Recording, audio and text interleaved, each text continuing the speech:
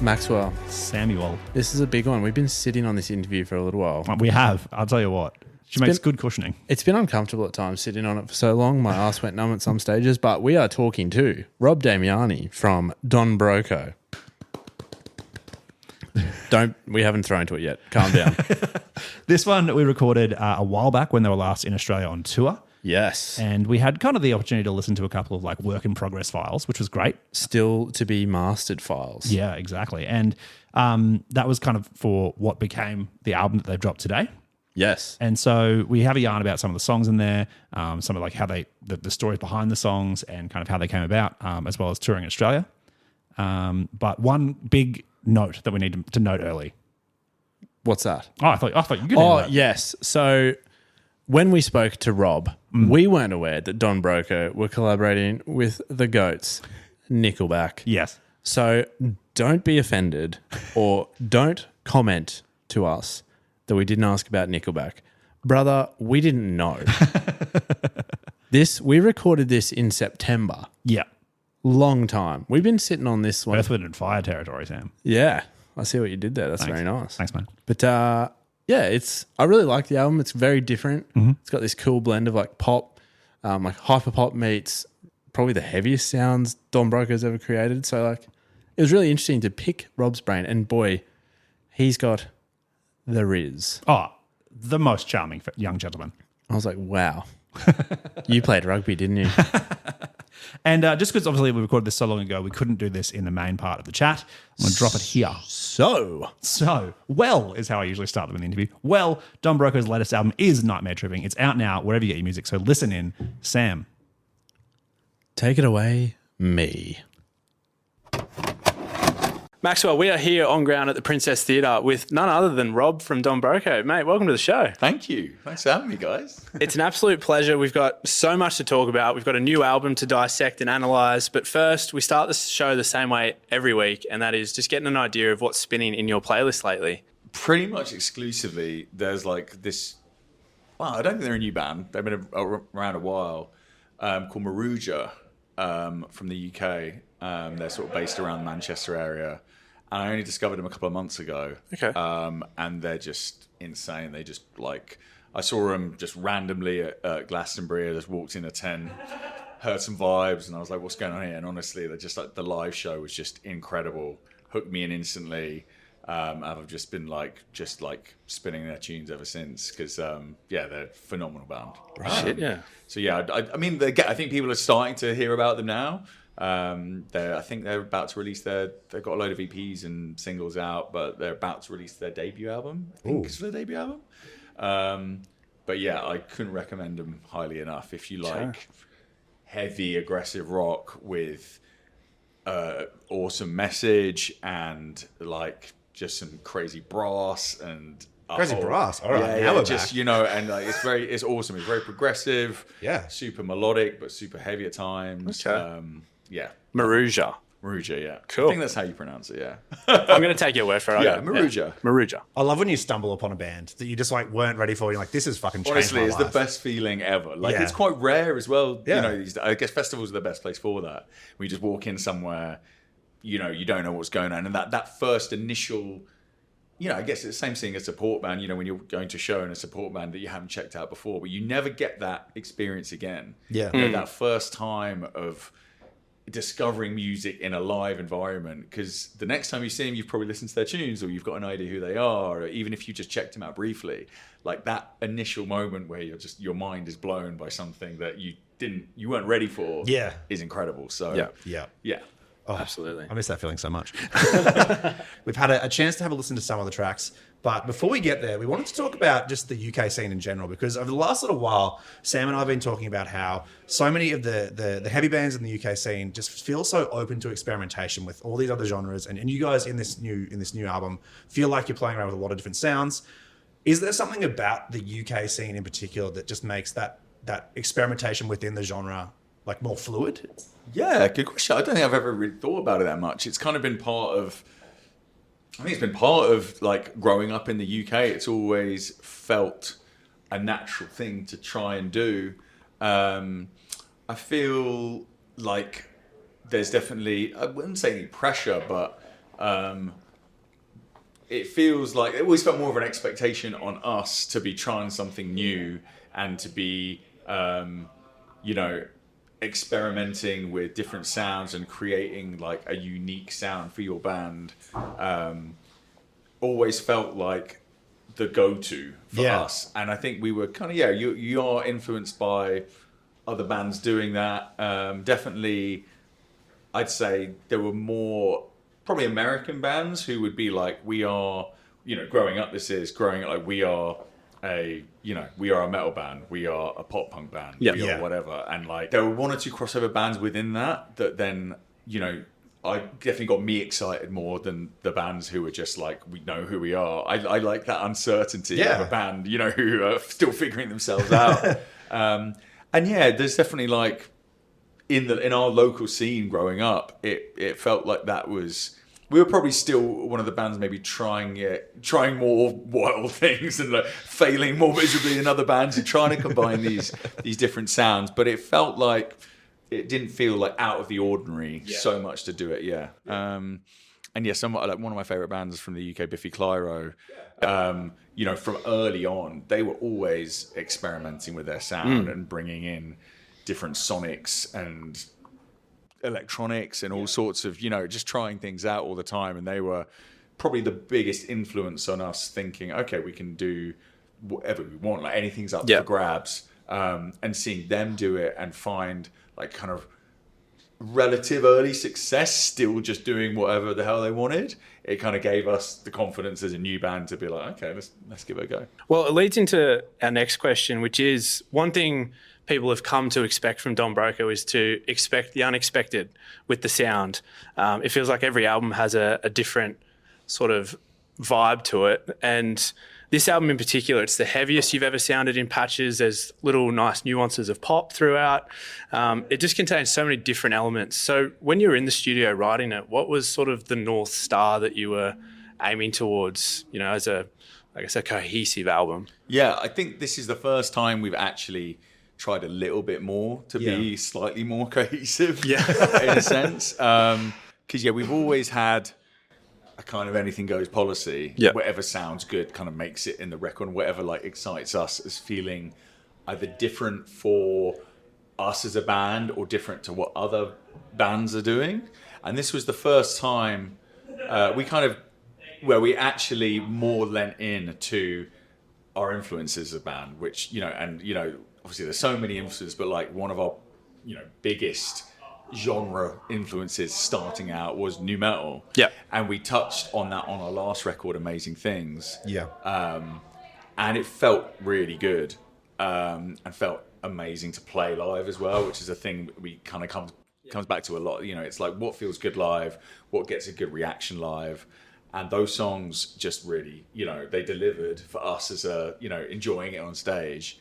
And it was wild, in the last year or so, to see those bands that we grew up with loving, having like the biggest success of their lives. It's just such an incredible feeling as a fan of a band to see bands that you've been listening to like for years that maybe other people forgot about, or people were like, not taking as seriously as how great they are. And to see that having this kind of, System of a Down, like I'm probably my favorite band in the world. And like System, like Deftones, Limp Bizkit, like all these bands who we have, like, they very much, inspired us to do what we're doing.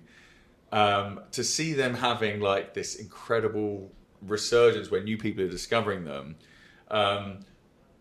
it felt weird to be like, right, we're now not doing that, because I think previously in our throughout our albums, once we did something, like instantly we were like, well, we're not doing that again.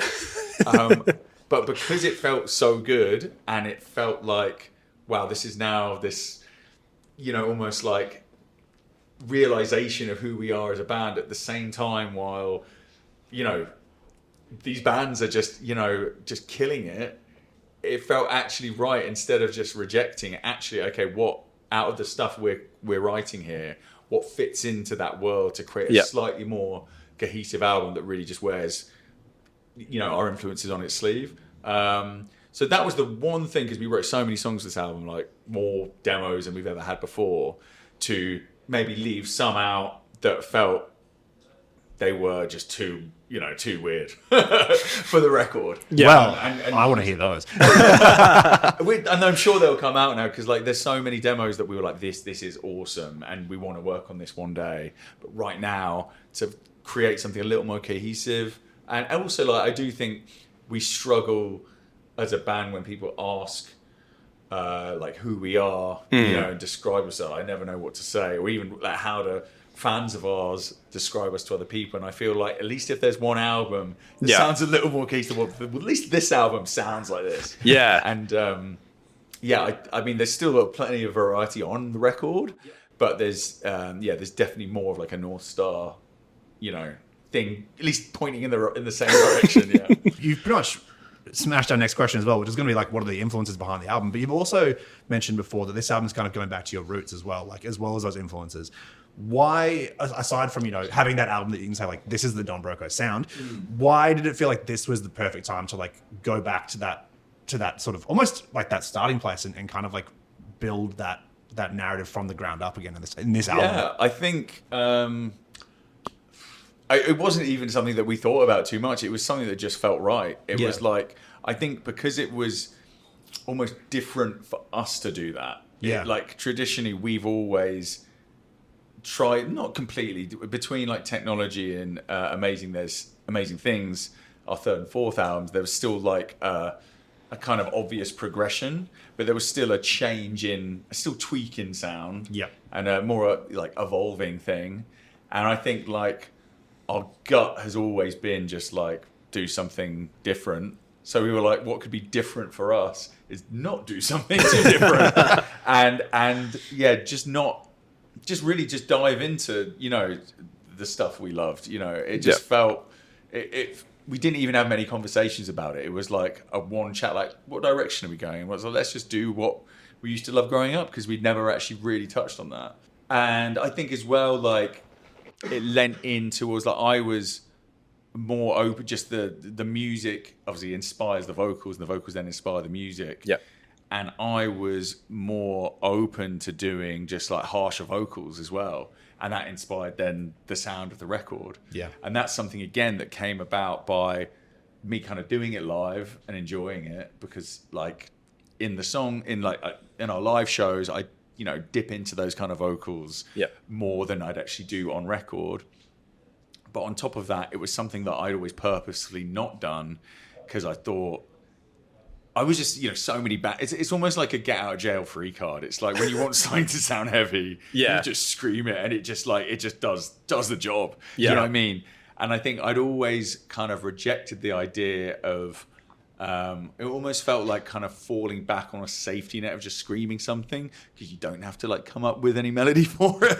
And this time I was like, it's fun. I just want to feel it and feel the energy of the live show on record. Yeah. And that was just another thing that dialed it in, that then kind of reinforced the sound of the whole album. You're off the leash.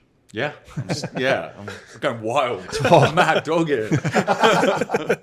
One song that really drew me in from the album was Ghost in the Night. It's got this real melancholic aspect to it, and lyrically, I mean, I didn't get to see the lyrics, but it feels quite reflective and introspective in its nature. Can you talk us a bit through that song in particular? Definitely, I could say my most favourite writing experience ever on a song. Like, our songs traditionally take us like months to like finalize. Like, we'll come up with an idea, we'll take it to a point, we'll reflect on it, we'll change it, we'll rewrite it, we'll then come back to the original because that's what sounds best. Or then we'll like, it's all four of us have, a pretty like have strong identities when it comes to writing. So we all will tear apart every bit of a song and build it back together until we like usually have found the best iteration of the song that we feel is right. And this song, just like we wrote in basically 2 days. It's definitely by far the quickest. Yeah, definitely the quickest song we've ever written. I just came in with an idea I had. Do you guys believe in ghosts? Somewhat. Yeah. Not as much. I'm more skeptical. Okay, so I'm kind of skeptical. Great, cool. But I'm open to Yeah. the ghosts. They're When cool. you get your mind changed. Yeah. Yeah. So I had this experience, just where I was, from being skeptical, I was like, why the hell not? Shouldn't ghosts exist? You feel something like a presence, and it could be just a weird feeling. But I was like, it feels like a ghost to me. I was with my missus, and we were staying at my parents' house, and the light was on, and then it just started like crazy flickering, like mad, just like non-stop. And we were like, oh, that's funny. And then I was like, I think I just said kind of as a joke. I felt maybe something then, but as a joke, I was like, if you're a ghost, just turn off the lights right now. And they just went off. Fuck right off. And just went off instantly. Leave the house. I'm done. And they just went off. And then maybe after a couple of seconds, they came back on. And my missus was like, what the hell was that? Like, what are you doing? And I was like, honestly, Meanwhile, you got like the clicker. I in your didn't do, pocket. yeah. And she was like, "What? Where is it?" She was like, "If you set this up, you got to click." And I was like, "No." And they start flickering again. And I was like, I honestly felt something in the room.